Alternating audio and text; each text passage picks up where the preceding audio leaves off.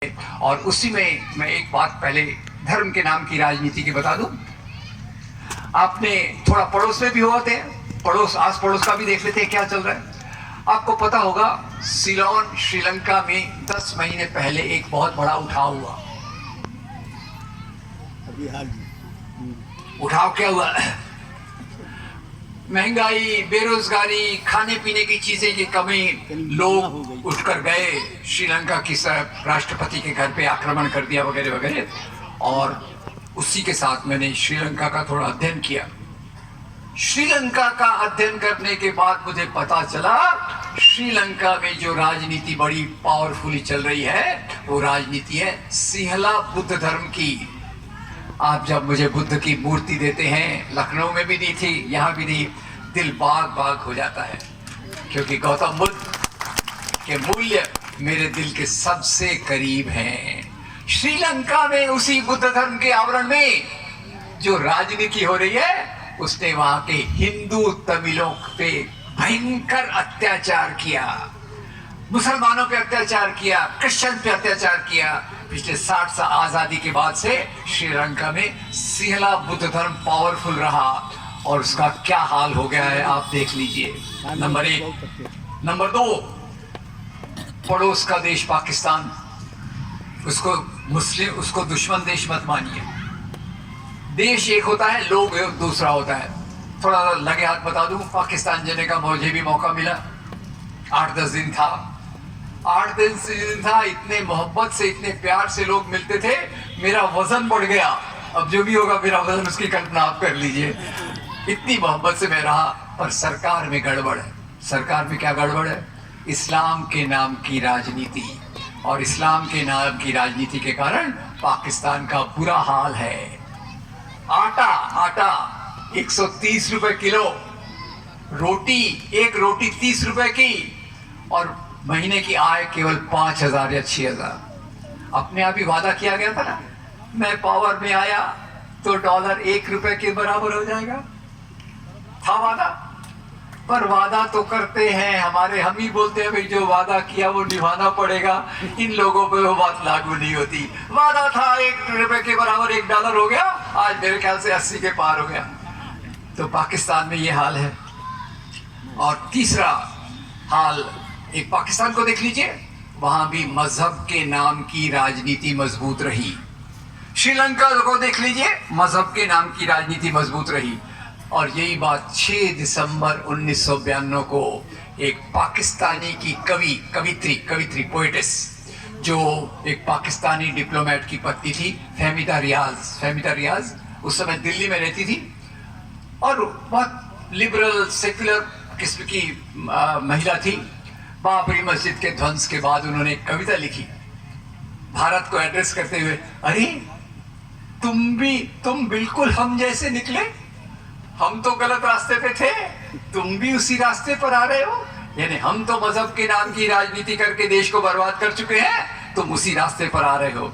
और यहाँ ये बात जो भगत सिंह, धर्म की आलोचना, धर्म नहीं, धर्म की प्रैक्टिस की आलोचना, एक तरफ धर्म के नाम पे अंधविश्वास, दूसरे धर्म के नाम की राजनीति, ये दोनों चीजें भगत सिंह की राइटिंग्स में हमको मिलती हैं। और आज लगता है उस 23 साल के लड़के ने कितनी दूरदृष्टि से ये बात कही कि जहां भी धर्म का दुरुपयोग होता है समाज की प्रगति नहीं हो सकती। अब आनंद जी ने बहुत अच्छे से बताया, धर्म क्या ये समझ। शुरू में वो हिंसा को मानते थे, सॉन्डर्स का मर्डर किया, उनके बारे में भी बताया उन्होंने। पर बाद में वो इस कंक्लूजन पर आ गए कि अगर देश को आजादी दिलाना है तो ये अहिंसा के जन आंदोलन के माध्यम से ही आ सकती है। कौन कह रहा है? गांधी नहीं, भगत सिंह कह रहे हैं अगर देश को आजादी दिलाना है तो ये अहिंसा के रास्ते वाले जन आंदोलन पे के माध्यम से हो सकती है। और उसके प्रमाण के रूप में भगत सिंह का जो पत्र है, भगत सिंह की जो मीटिंग है, आपका दिल है, बोलते हैं भगत ये क्या कर रहा है तू, 23 साल का है, माफी मांग ले, छूट जाएगा, तेरे सामने पूरी जिंदगी पड़ी है। तो भगत सिंह उनको डांटते हैं, पिता को डांटते हैं, बोले खबरदार आपने जो ऐसी बात कही, मैं ब्रैकेट में लिख देता हूं, मैं सावरकर नहीं हूं जो माफी मांगू, खैर खबरदार जो ऐसी बात की। और उसके बाद मैं तो खैर मैं एक क्रांतिकारी हूं, मैंने देश के खिलाफ विद्रोह किया है अपनी आजादी के लिए, इन्होंने तो मुझे फायरिंग स्क्वाड के सामने भून देना चाहिए। और पिता को कहते हैं खैर मैं तो जा रहा हूं, पर मैं आपको एक सलाह देता हूं कि आप आजादी के रास्ते पे, वो उनके पिताजी कांग्रेस के थे, कांग्रेस पार्टी के थे, उसके वो चुनकर भी आए थे, और पिता को उन्होंने सलाह दी कि आप आजादी के आंदोलन में शामिल होइए और गांधी के रास्ते पर चलिए। ये मैं नहीं कह रहा, भगत सिंह कह रहे हैं। यानी शुरू में जवानी का जोश, जो भी चीजें हैं, हिंसा का रास्ता, और बाद में जैसे उन्होंने गांधी का रास्ता भी अख्तियार किया, हंगर स्ट्राइक पे भी गए, और ये उनका एक अमूल्य योगदान है भारत के इतिहास में। जितने भी क्रांतिकारी हुए हैं सबको सलाम, सबको आदर, पर ऐसा क्रांतिकारी मैंने आज तक नहीं देखा जो 23 साल की उम्र तक लेख लिखता है, किताबें लिखता है, आंदोलन में शरीक होता है। सॉन्डर्स के वध के बाद की दूसरी घटना मैं आपको बता देता हूं कि उस समय 1920 पार्लियामेंट में एक बिल चल रहा था, trades disputes act. Trades dispute act ये क्या एक्ट था? मजदूरों के अधिकारों को दबाने के लिए। अभी आज भी तो पिछले 8-10 साल से मजदूरों के अधिकारों को दबाने वाले बहुत कानून आ रहे हैं। उस समय भगत सिंह, बटुकेश्वर दत्त, उनके साथियों ने सोचा कि हमको देश की जनता को जागरूक करना है, देश की जनता को जागरूक करना है, इसीलिए हम असेंबली पर बम फेंकेंगे, और असेंबली पर बम ऐसा फेंकेंगे जिससे किसी की मृत्यु न हो। ख्याल कीजिए। और उसके लिए एक बहुत बेहतरीन किताब है, बहरों को सुनाने के लिए धमाके की जरूरत होती है। कई बार बम फोड़ा जाता है मारने के लिए, इन्होंने कहा हमको बहरों को सुनाना है। असेंबली में गए, वहां से बम फेंका ऐसी जगह पर जहां किसी को चोट ना पहुंचे, और उसी के साथ उन्होंने वहां पर्चे फेंके। हम ब्रिटिश सत्ता का विरोध करते हैं, हम जो उपनिवेशवाद का विरोध करते हैं, मजदूरों के अधिकार अमर रहें, ऐसे वो नारे लगाते रहे, और वो पकड़े गए, भागे नहीं, पकड़े गए। और फिर उनकी स्ट्रेटेजी क्या थी कि क्यों किया जाए?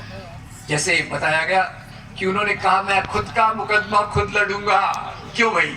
जब आपको सोशल मीडिया शुरू करना चाहिए, तो उन्होंने कहा हमारी आवाज जनता तक पहुंचाने का एक ही माध्यम है, वो है कोर्ट में हमारी बहस। अगर हम पे मुकदमा चलेगा, हमको मौका मिलेगा कि हम जज के सामने अपनी बात रख सकेंगे, और अखबारों को वो कवर करना पड़ेगा, मजबूरी से कवर करना पड़ेगा। तो इसलिए आप भगत सिंह के जो बयान कोर्ट में उन्होंने दिए थे, वो हमारे लिए एक टेक्स्ट बुक है, और उनका तरीका हमारे लिए ये तरीका है। अगर गोदी मीडिया आपकी बात को नहीं लेता, दूसरे रास्ते अपनाइए। आजकल तो व्हाट्सएप है, क्या व्हाट्सएप का उपयोग उन्हीं को करना है? क्या हम व्हाट्सएप का अच्छा उपयोग नहीं कर सकते? भगत सिंह से हमको ये सीखना है कि बद्रे आलम जी जो कर रहे हैं, लोगों ये असली आवाज को लोगों तक पहुंचाने के लिए, लोगों को जगाने के लिए, भगत सिंह ने वो काम असेंबली में बम डालकर किया।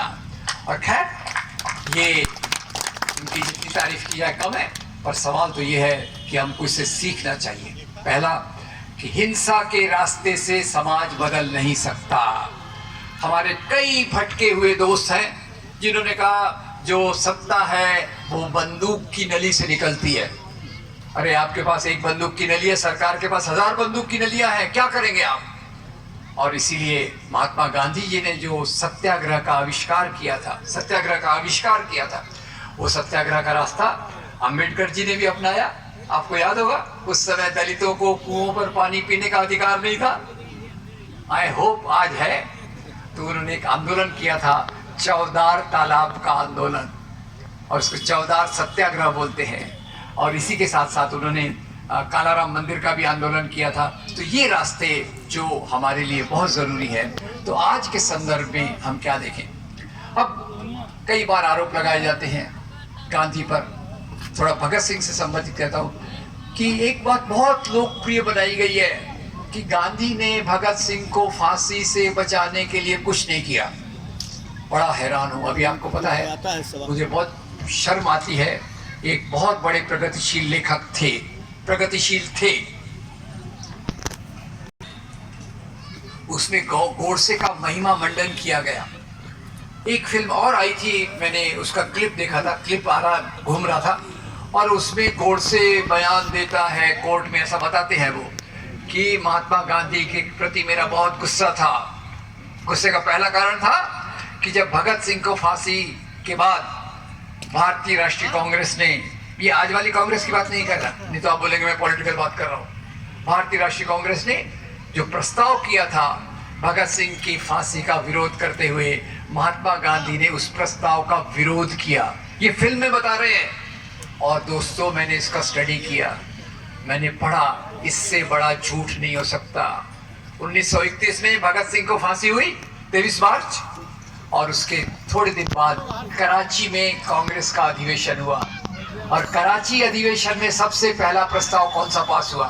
वो प्रस्ताव था अंग्रेजों की निंदा का प्रस्ताव कि आपने भगत सिंह जैसे महान देशभक्त को फांसी क्यों दी। और वो प्रस्ताव को किसने लिखा था? मोहनदास करमचंद गांधी।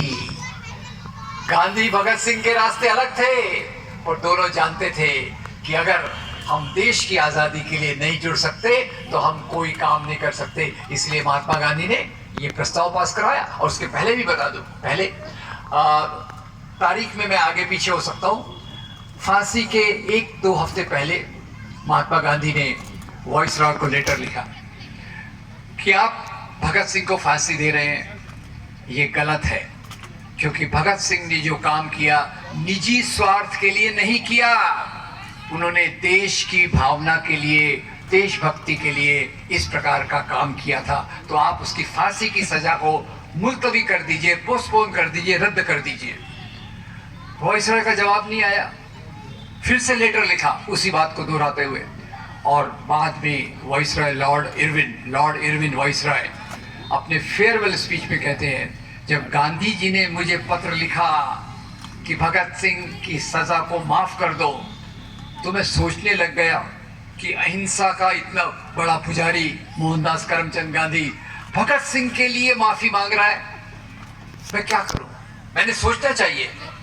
तो उन्होंने, खैर वाइसरॉय के ऊपर भी थी ब्रिटिश काउंसिल, गुलामी तो इसीलिए थी, उनको ऑर्डर कहां से लेना पड़ता था?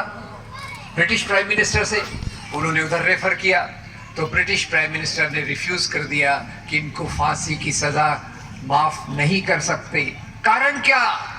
कारण ये कि पंजाब के जो पुलिस ऑफिसर्स थे, उन्होंने पत्र लिखा था ब्रिटिश सरकार को कि अगर भगत सिंह की सजा को माफ किया गया तो हम अंग्रेज ऑफिसर जो पंजाब में काम करते हैं, जिनका साथी सॉन्डर्स को इसने मारा था, हम सब सामूहिक रूप से त्याग पत्र दे देंगे।